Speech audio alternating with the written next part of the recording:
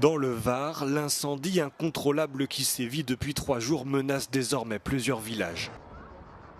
Plus de 2700 hectares ont déjà été détruits et plusieurs reprises de feu ont été observées en fin d'après-midi en raison d'un fort Mistral, a indiqué la préfecture. Plus de 500 personnes ont d'ores et déjà été évacuées. C'est notamment le cas à Cotignac où plusieurs maisons ont déjà été détruites. La police a parcouru le village ordonnant aux habitants de partir immédiatement et de ne pas s'arrêter pour récupérer leurs affaires.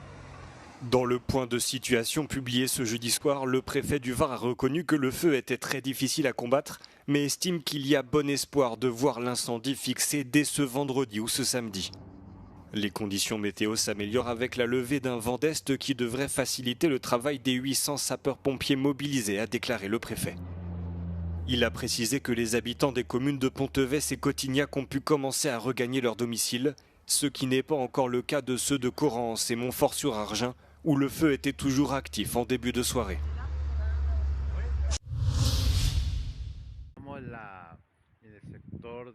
Au Chili, les images témoignent de l'ampleur des dégâts. Depuis plus d'une semaine, des pluies diluviennes frappent le nord du pays, pourtant l'une des régions les plus arides du monde.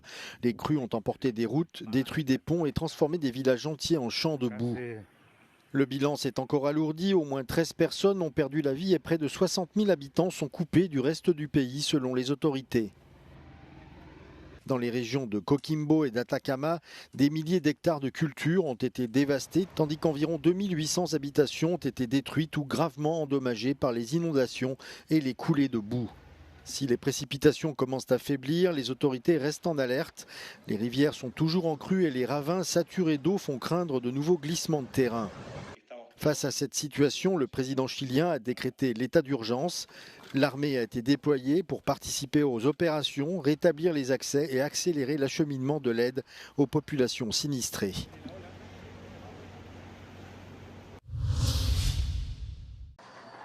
Au terme de plusieurs semaines d'âpres négociations qui ont failli ne pas aller au bout, l'Union européenne a finalement convenu ce jeudi d'imposer un nouveau paquet de sanctions contre la Russie, le 21e depuis le début de la guerre en 2022. Pour ce faire, l'UE est arrivée à un compromis avec la Grèce qui bloquait jusqu'ici tout accord grâce à son droit de veto. Athènes souhaitait une exemption lui permettant de continuer à transporter du gaz naturel liquéfié russe vers des clients situés hors de l'Union. We have succeeded in getting 20 sanctions packages over the line. Those sanctions packages are doing what they're supposed to do. They are hitting the Russian war economy where it hurts and thereby, in an overall sense, supporting our efforts to help Ukraine. Sur le plan de l'énergie, l'accord fige le plafond du prix du pétrole exporté par la Russie à 44 $ le baril pendant 12 mois. De plus, ce train de mesures ajoute à la liste noire davantage de navires de la flotte fantôme. Ces nouvelles sanctions permettent également des interdictions de transactions visant des banques russes et de nouvelles mesures à l'encontre de la crypto-monnaie et des négoces de pétrole. Enfin, plus de 250 personnes et entreprises accusées de soutenir l'invasion de l'Ukraine, de diffuser de la propagande et de faciliter le contournement des sanctions sont également ciblées. Cet accord est considérablement édulcoré et soulève de sérieuses questions quant à l'influence des intérêts économiques nationaux. Une tentative visant à restreindre les importations de produits de la pêche russe a été abandonnée après que le Portugal et l'Allemagne ont émis des réserves, tandis que la Bulgarie a réussi à faire retirer de la liste le patriarche Kirill, chef de l'église orthodoxe russe, et le milliardaire fondateur de Lukoil.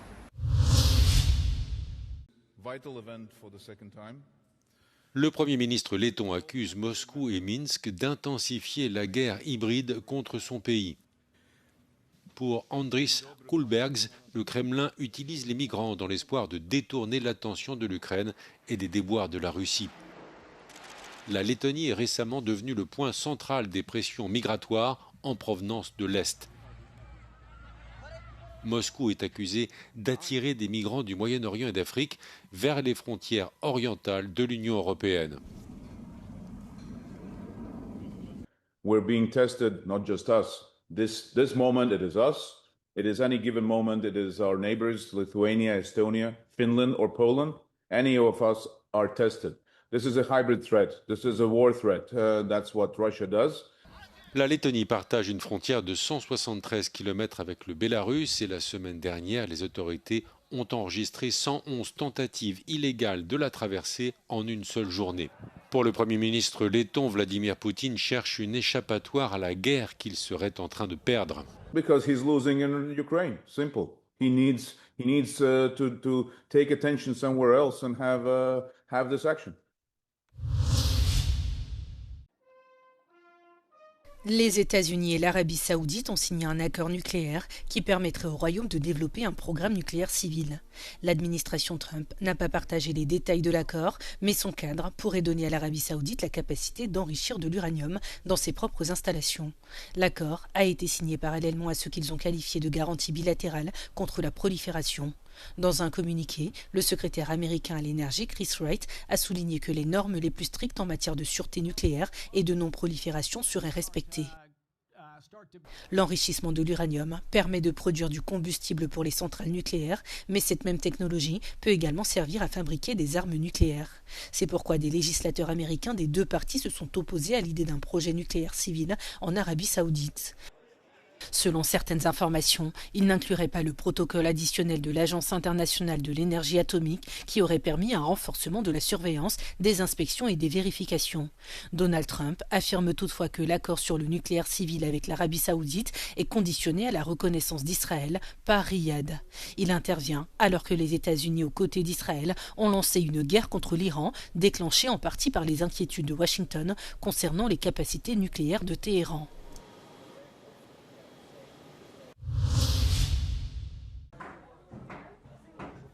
L'épidémie d'Ebola qui frappe la République démocratique du Congo a franchi un seuil dramatique. Plus de 1000 personnes ont désormais perdu la vie, selon le Centre africain de contrôle et de prévention des maladies. D'après le dernier bilan, près de 2500 cas ont en outre été recensés et 700 patients sont toujours hospitalisés ou placés à l'isolement. Excellence. Confirmed deaths today, we reached 1031. These are people dying. They are dying because we don't have vaccine, we don't have medicine, we don't have funding. Face à cette progression sans précédent, les chercheurs s'activent. L'université d'Oxford a lancé le premier essai clinique chez l'homme d'un vaccin contre la souche Bundibugyo à l'origine de cette épidémie. Selon les spécialistes, jamais une flambée d'Ebola n'avait progressé aussi rapidement, dépassant même le rythme de l'épidémie de 2013 à 2016, qui reste la plus meurtrière de l'histoire avec plus de 11 000 morts.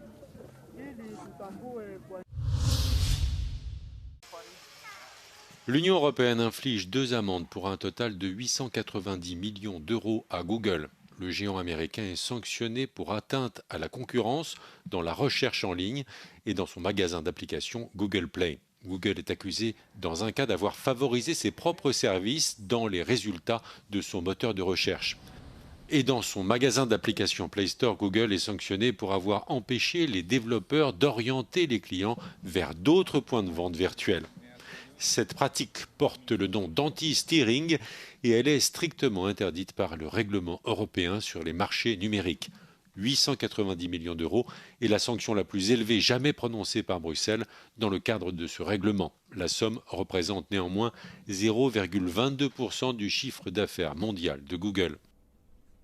Google dispose d'un délai de 60 jours pour s'acquitter des amendes sous peine de sanctions supplémentaires. La semaine dernière, Bruxelles avait déjà imposé à Google d'ouvrir son système d'exploitation Android à des services d'intelligence artificielle concurrentes de son assistant Gemini. Et en septembre dernier, la Commission a infligé au géant américain une amende de 2,950 milliards d'euros pour abus de position dominante dans la publicité en ligne. La Banque centrale européenne a maintenu ses taux d'intérêt inchangés ce jeudi. Le taux de facilité de dépôt, principal taux directeur, reste donc à 2,25%. L'institution a préféré temporiser face à l'incertitude due aux hostilités au Moyen-Orient qui nourrissent la crainte d'une aggravation du choc énergétique dans la zone euro. Uncertainty remains high and the full inflationary impact of the energy shock has yet to play out. We are therefore closely monitoring the intensity and duration of the shock, as well as its indirect and second-round effects. We are committed to setting monetary policy to ensure that inflation stabilizes at our 2% target in the medium term. With today's decision, we remain well positioned to navigate the uncertainty caused by the conflict. La décision du Conseil des gouverneurs a été prise après la confirmation la semaine dernière que l'inflation dans la zone euro s'est ralentie à 2,8% en juin contre 3,2% en mai. Il s'agissait là de la première baisse de l'année. Cette pause intervient 6 semaines seulement après que la BCE a relevé ses taux pour la première fois en près de 3 ans en réponse à un choc énergétique lié à la guerre au Moyen-Orient qui avait propulsé l'inflation à son plus haut niveau depuis septembre 2023.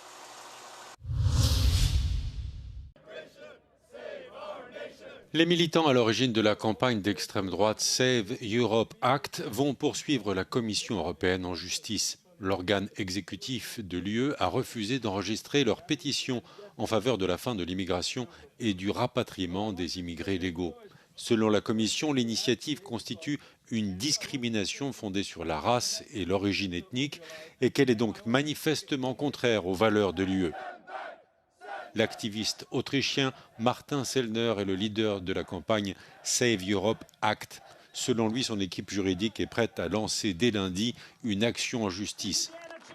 Martin Sellner est la figure de proue du mouvement identitaire autrichien et milite pour l'expulsion massive des personnes étrangères, un projet connu sous le nom de Rémigration. La campagne Rémigration Save Europe Act bénéficie du soutien de personnalités nationalistes comme le Hongrois Viktor Orban ou l'Espagnol Santiago Abascal. Les organisateurs de la campagne assurent avoir recueilli près de 600 000 signatures en soutien à leur pétition. Au moins 1 million de signatures provenant d'au moins 7 pays membres sont nécessaires pour qu'une initiative citoyenne soit examinée par les institutions européennes.